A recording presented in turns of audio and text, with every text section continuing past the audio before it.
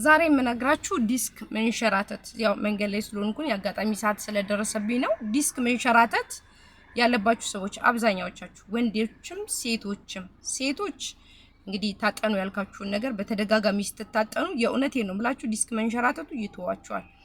የተባላችሁትን ነገር ብቻ በጊዜ ማድረግ ነው። እናንተ የዲስክ መንሸራተት ያለባችሁ ሰዎች እውነት ይሄንን ሞክራችሁ ካልተሻላችሁ እኔን ትጠይቁኛላችሁ። እስቲ ግድ የላችሁ በእኔ ሆነባችሁ ማህፀናችሁን ከፈትፈት አድርጋችሁ ሴቶች በጣም የወገብ ችግር ያለባችሁ የዲስክ መንሸራተት ችግር ያለባችሁ የተለያየ ችግር ያለባችሁ ሴቶች በተደጋጋሚ የጅማ እንጨት እንደገና ደግሞ የተለያዩ የሚጨሱ እንጨቶች ነግራችኋለሁ ከዚህም በፊት አይደለ ለህፃናቶች የምንሰራው የቡዳ መድኃኒት ቀበርቾ እንደገና ደግሞ ሸብ ይሄንን የተለያየ ቀን የተለያየ ጊዜ ግን በሳምንት 3 ተጠቀሙ። በሳምንት 3 ምክንያቱም ይሄ ለእናንተ ፈውስና ለውጥ ነው። በሚገርም ሁኔታ ለውጣችሁን ታዩታላችሁ።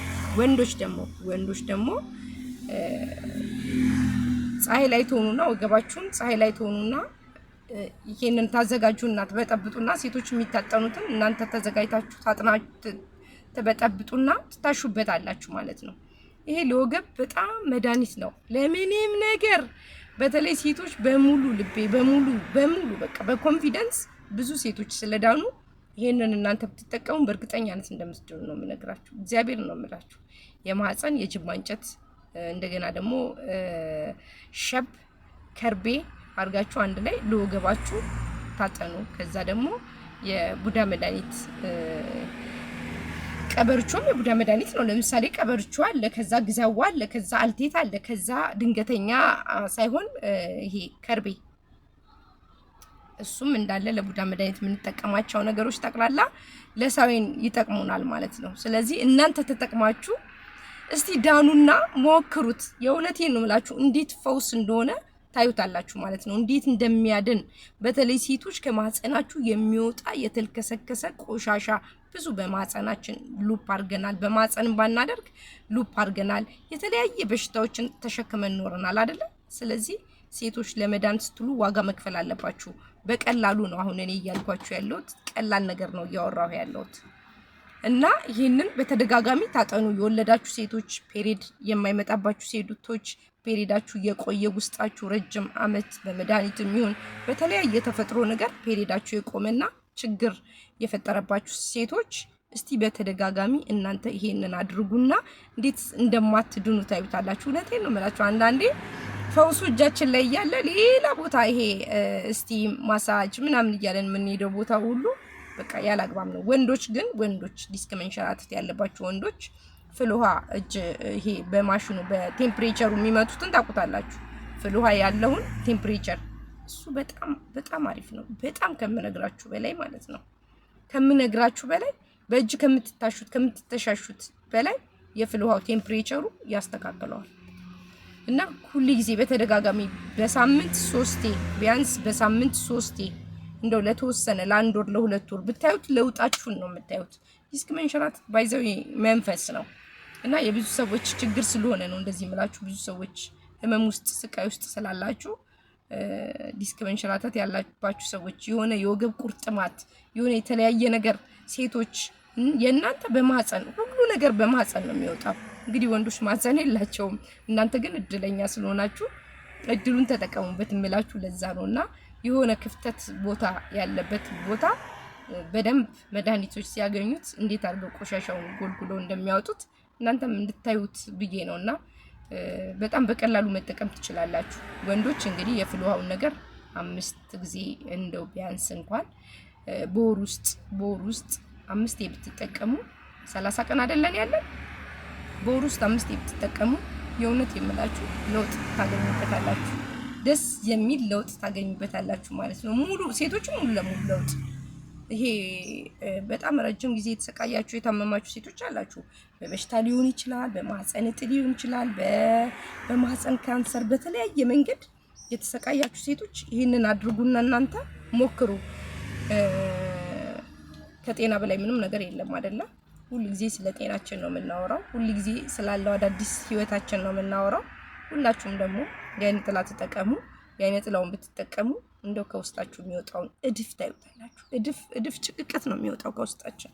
እውነቴን ነው የምላችሁ። እዚህ የአይነ ጥላውን ብትጠቀሙ ደግሞ ለኔ ደስ የሚለኝ ስሜት ይሰማኛል። ሁሌም ነው የምላችሁና የአይነ ጥላውን ተጠቀሙ።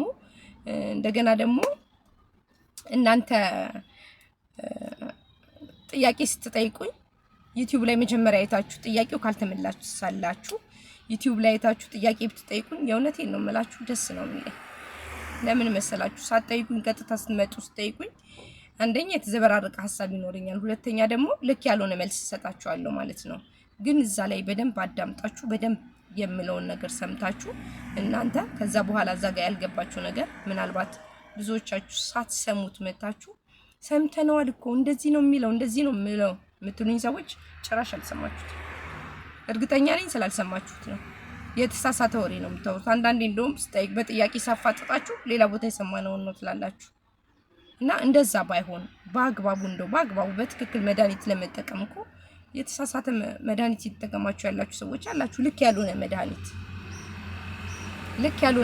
የምትጠቀሙ ሰዎች አላችሁ። ለምን የተሳሳተ መድኃኒት ትጠቀማላችሁ? አዳምጣችሁ በአግባቡ ትጠቀሙ አይሻልም? እና እኔ አሁን እምላችሁ ሰብስክራይብ አድርጉኝ ዩቲዩቤን፣ እኔን ማበረታቱኝ። በጣም እየሰለቸኝ ነው። እግዚአብሔር ነው የምላችሁ እየሰለቸኝ ነው ስላችሁ መጠቀም ስላለብኝ ዩቲዩቡን ቢያንስ እንኳን ቫራል መውጣት ስላለበት ምንም ጭራሽ ዘጭ እያለ ነው። ይሄ ቫራል የሚወጣው የምሰራው ቪዲዮ እንኳን እየወረደ ነው ወደታች። እና ለምን ሰብስክራይብ እያደረጋችሁ ደውል ምልክቷን እየነካችሁ እየጻፋችሁ ጥያቄም እየጠየቃችሁ እዛ ላይ ቢሆን ደግሞ ሞር በጣም ደስ ይለኝ ነበርና እናንተም አግዙኝ። እኔም እያገዝኳችሁ ነው። ከእግዚአብሔር በታች ሰው ከእግዚአብሔር በታች ነው። ከእግዚአብሔር በላይ የሚሆንበት ምክንያት የለም። እግዚአብሔር ግን በሰው ተመስሎ ሰዎችን ያዘጋጅላችኋል። በእግዚአብሔር በራሱ ተመስሎ ሰዎችን ያዘጋጅላችኋል። ለመዳንም ከሐኪማችሁ ጋር እንኳን ለማገናኘት እኮ የእግዚአብሔር ፍቃድ መሆን አለበት። ሐኪም ቤት ስትሄዱ ጥሩ ሕክምናችሁን ለማግኘት እንኳን ገንዘብ ስላላችሁ ብቻ አይደለም፣ እንደፈለጋችሁ በገንዘባችሁ መሆን ስለምትችሉ ብቻ አይደለም።